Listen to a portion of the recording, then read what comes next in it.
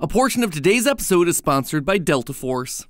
Let's talk about Eclipse, Sun and Moon daycare attendant. Whatever you call him, I have one question for you. Why? Why is he here? He was randomly introduced in Security Breach, and sure, he managed to deliver one of the hardest, scariest parts of that game, but really ask yourself, what or who is this thing? In a series that doesn't do coincidences, one already full of a core band of animatronics with old and new faces, as well as deep-cut returns like the Music Man, why introduce a completely random character completely disconnected from everything else? Honestly, I wasn't sure, and I didn't really talk about him in my theories for Security Breach, but it definitely bugged me in the back of my mind. And now, here he is again in Ruin, and not only is he back, he's got more collectibles than literally any other character. 4 masks, 2 piñatas, 2 plushies, and 2 golden plushies, which is especially strange when main characters like Roxy and Chica only have like 1 or 2 items tops. What is the deal with this thing? Well, give him a nice close-up look. And now, watch the clip of the mimic from the end of the game. You see anything interesting? It's the teeth. The teeth are the same, each one individually attached and able to articulate itself. Eclipse, in some way, is related to the mimic. And knowing how old the mimic is, step aside there, Chica. Eclipse was the first. He has truly seen everything. Hello, Internet! Welcome to Game Theory, a show that has valid theories, no eggs required. My theory is the valid theory. Matpat can suck an egg! This one's for you, Mark.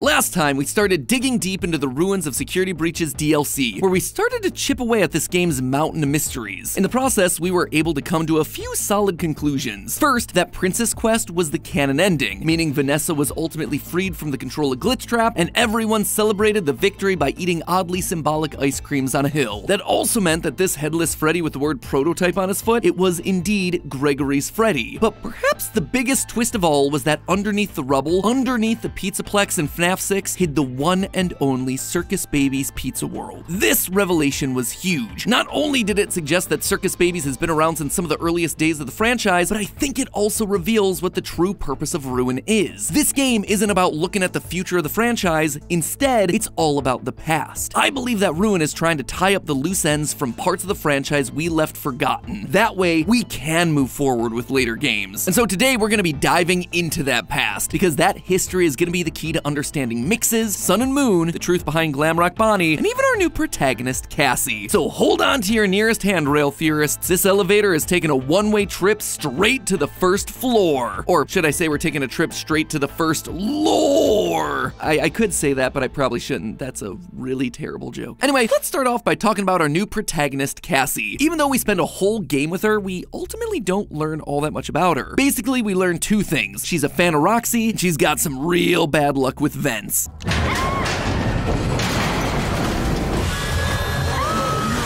This vent is creaky. I really hope it's... Look, no more vents. Every single time I get in one, it breaks or something jumps out at me. We also know that no one showed up for her birthday party. Have you booked your party? I'm sure your friends will show up this time. Well, no one except for Gregory, which is why she's so determined to save him. It's kinda cute. But aside from that, there's not a whole lot else about her. In fact, in an odd twist, we actually learn more about her dad than we do about her. A fast wrench.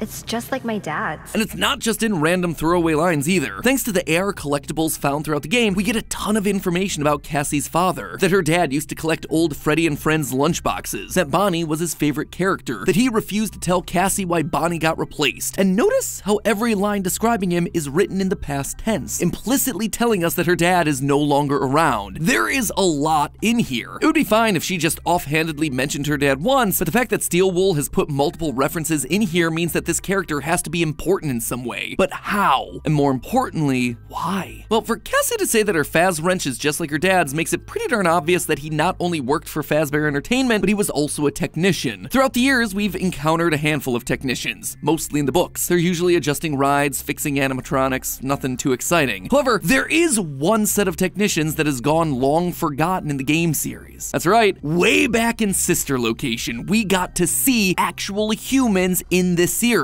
only for them to quickly get Sayori'd out of the picture. Heck, we even got to hear these guys. Just seems like these things keep go a day without breaking down. Now, I'm not saying that Cassie's dad is one of the two men that we hear talking or see hanging, but the ending's connections to Sister Location, plus the trailer for Help Wanted 2 featuring the Sister Location elevator and an electric panel like the ones that we see throughout Ruin, it all leads me to believe that her father was one of these sorts of technicians, one of the technicians that worked as a part of Circus Baby's entertainment and rentals. In fact, I suspect that he's the one we'll be playing as in that new game, Help Wanted 2, coming out later this year. As the trailer says, "Welcome back for another week of career fulfillment and minimal social interaction." Clearly this is someone who's been down here before, and the facility in the game is working and operational. Notice the lack of yellow danger tape found at the bottom of the elevator shaft. We're gonna be joining him for a few days on the job, which in turn should give us the backstory for the events that we're seeing play out during the ending of Ruin. Maybe even witnessing the moment that they had to seal up the Mimic. In fact, I'll take it one step further. Now, this one is a long shot, but I suspect that he and Cassie might wind up united down there in the bunker at the end of all of this. You see, even though Cassie speaking about her father in the past tense implies that he's dead, I don't think that that's actually the case. I think he just went missing. Look at these two item descriptions. The first is for the AR Bonnie mask, which reads, "What happened to you?" You might interpret that to be, "What happened to you, Glamrock Bonnie?" But that's not true. First, this is an AR mask of the original Bonnie. It's a mask first seen in Help Wanted 1 as part of the Trick or Treat minigame. It actually far predates the Pizzaplex. But secondly, and more importantly, Cassie actually knows the truth about what happened to Glamrock Bonnie. She knows that it was Monty Gator who eliminated him from the picture. In a later item description, this time for the AR Glam Monty plush, the description reads, "It's hard to look at. Why? Why would the only Monty item that Cassie can collect in the entire game be so hard to look at?" Well, it's because she knows what he did. She knows that Monty's guilty, violent, responsible for trashing Glamrock Bonnie, and as a result, Cassie has a hard time looking at him the same way again. So wait, if the line "What happened to you" isn't about Glamrock Bonnie, then who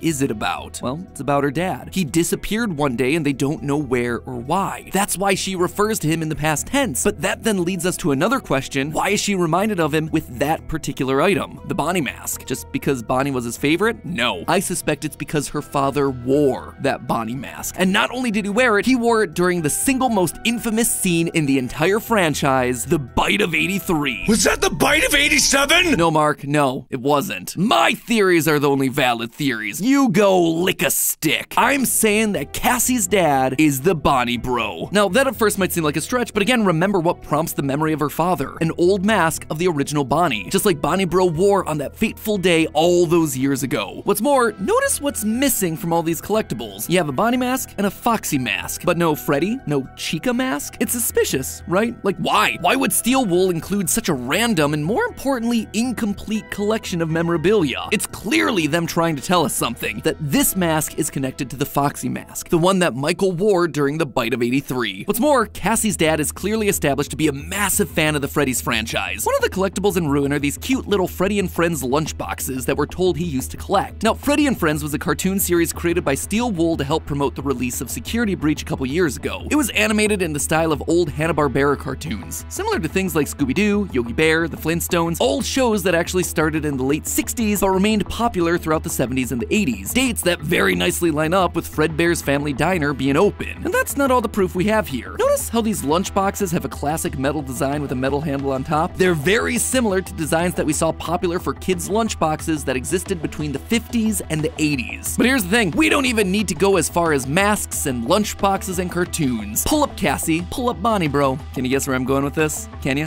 Ho, if only there were a way that I could just, I don't know, just visualize the design similarities between these two characters. How could I do it? Oh, I know. Hey, editors, do you reckon you could whip up something for me? Maybe something that connects the red shirt, blue shorts, brown hair, maybe the darker skin tone of these two characters?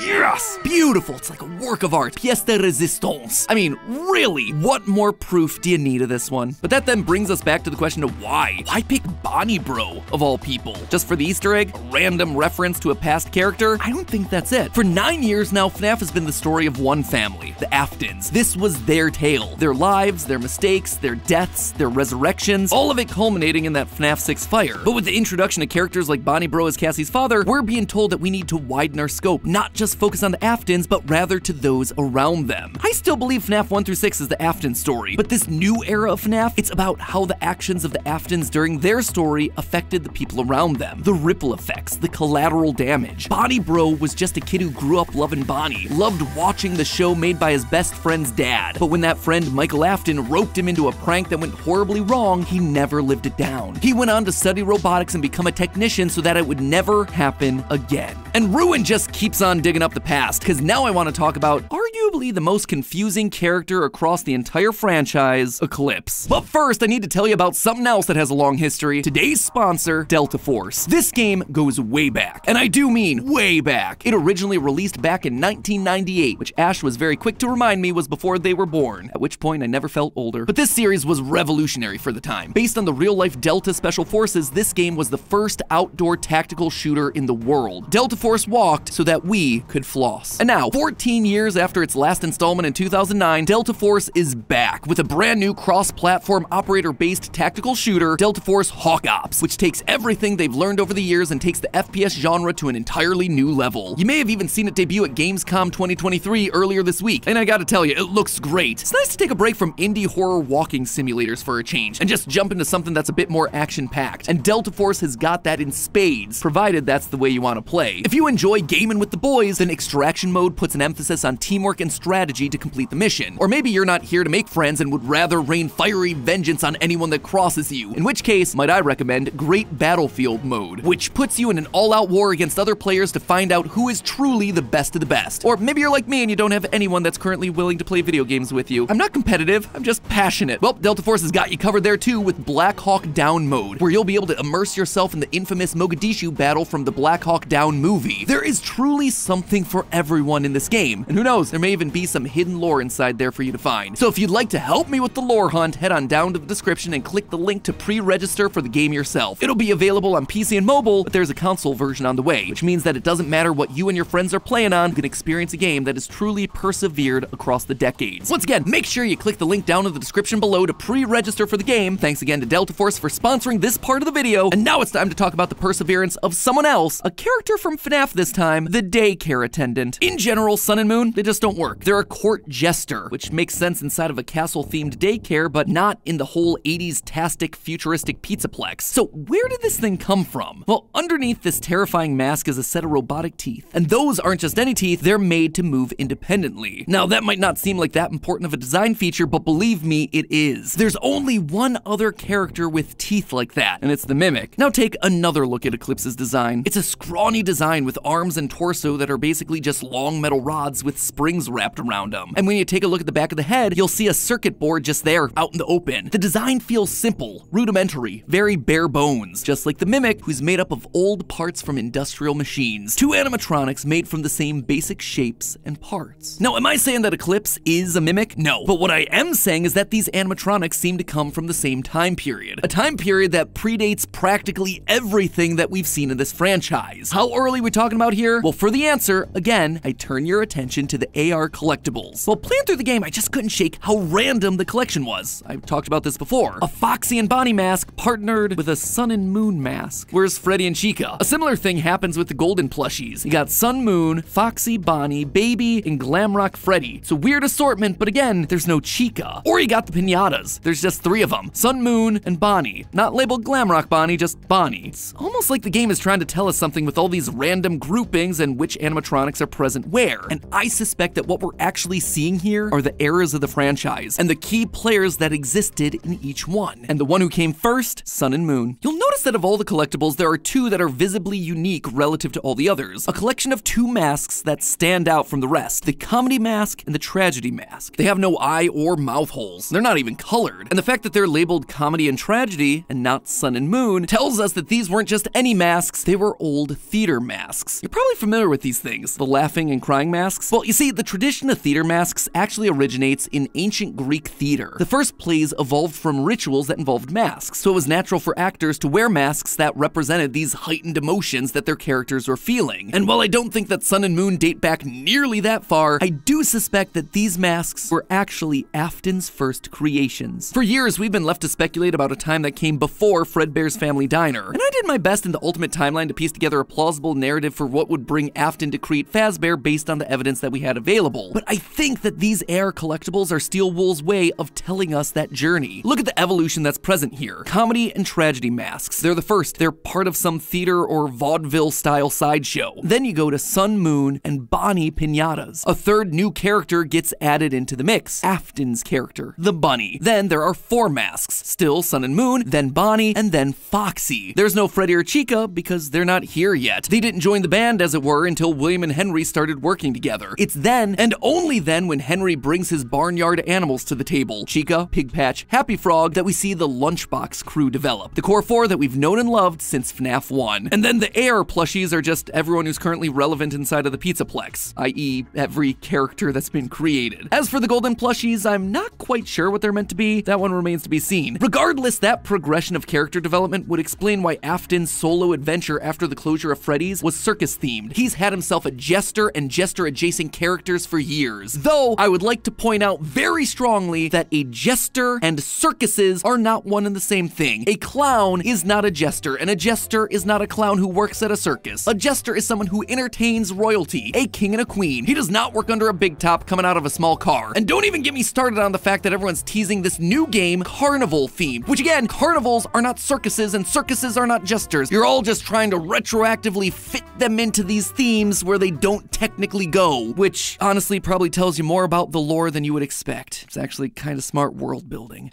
Sorry, I got a little sidetracked there. Anyway, we know thanks to the Tales from the Pizzaplex that a jester costume was present all the way back when the original Mimic was made. Quote, Dominic's flashlight glow picked out a brown Freddy Fazbear costume, a yellow Chica costume, a Foxy costume, a Bonnie costume, and a couple bright pink and yellow-green court jester costumes. And it's clear that the jester idea persisted throughout all of Afton's plans, because in the epilogues of the Tales from the Pizzaplex book, we also read this, quote again, as soon as Lucia's hand slipped into the jester costume sleeve, she recoiled and snatched her hand back. What is it? Kelly asked. It's okay, I just almost got into a Springlock suit is all. The jester costume developed from just a normal costume into a Springlock suit. Suits, which were definitely used in Circus Baby's Pizza World. Try not to wiggle, though.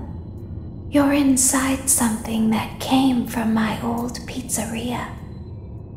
I don't think it was ever used. I'd recommend that you keep the Springlocks wound up. The Springlock suit in the epilogue also has a mask that matches up almost perfectly with our daycare attendant. One final quote, Lucia stepped up to the costume, suppressing a shiver at the jester's leering, toothy grin and its wide eyes. And the best part is, thanks to the Mimic, I think I can pinpoint exactly when Circus Babies started and eventually fell through. I decided to look a little deeper into the room just before the Mimic chase. It's an old room, filled with shattered security nodes, propane tanks, and the Mixis hub, all connected to a computer which we can use to free the Mimic. Now, the majority of people have been assuming that Mixis is Gregory's doing. His backpack is down there after all, and the Mimic has his walkie-talkie, but something just didn't add up to me. The computer controlling the Mixis server is way, way older than any of the other technology that we see throughout the Pizzaplex. We've got camera galleries, modern office spaces, even portable security camera viewing stations, but this super important system for keeping the killer robot under lock and key is using only an old CRT monitor? Yeah, no, that doesn't feel right to me. And this computer isn't just any computer, its design matches those from the 1980s. Specifically, it reminds me of the IBM PC-JR, computers that were released in, get this, 1984. Mixis has been around for a long time, trying to keep the Mimic locked away, but why? Well, I think I have an answer to that. An answer that also gives us an explanation for why Mixis shows itself as a blue rabbit. See, I don't think Afton only copied physical characteristics from the Mimic to make animatronics like Eclipse. I think he also took its software to speed up his creation process. I think that this was one of the ways he was able to populate Circus Baby's Pizza World with the Funtime animatronics. As John from the channel FNAF has been quick to point out time and time again, almost all of the Funtimes have themselves a very specific function. They have the ability to mimic voices. Just like John, I too believe that Afton got that functionality from the Mimic program itself. After the tragic death of his son during the bite of 1983, Afton needed a backup plan, something that he could build fast, just in case the Fazbear name was permanently tarnished. So he went back to the Mimic program program and made a copy of its software, transferring it into his newest creations, hoping that they would be able to learn routines much faster. He could then give them stomach hatches and other features to help him capture kids, all to forward his experiments in bringing his son back to life. Everything looked like it was going according to plan, but sadly, we know what happened. His daughter got too close to one of his traps and was killed. Afton was obviously devastated by this and shut the whole thing down. The Mimic program had failed spectacularly. He sealed up the old location with concrete, and as a safety measure, he created a new program that would keep the Mimic locked away permanently. A system wrapped in his signature purple, guarded by the one creature that he could trust, the rabbit Bonnie. And so Mixes was born. That then gives us two separate Mimics, one inside Baby and the Fun Times, ready to be collected by Fazbear Entertainment and used to create VR experiences, and the other still trapped down in the basement. This would actually go a long way to explain a weird moment from the middle of Ruin, where Helpy and the Mimic argue with one another.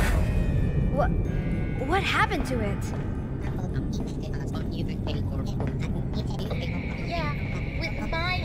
They're both Mimic AI, so what exactly is going on here? Well, it's two versions of the same program finally in the same place after so long. Helpy is the Mimic program in the network, while the Mimic talking to Cassie is the physical Mimic down in the basement. It's possible, it's confusing, and I suspect it might just be right. Guess all in a day's work for FNAF lore, am I right? But hey, that's just a theory. A game theory! Thanks for watching.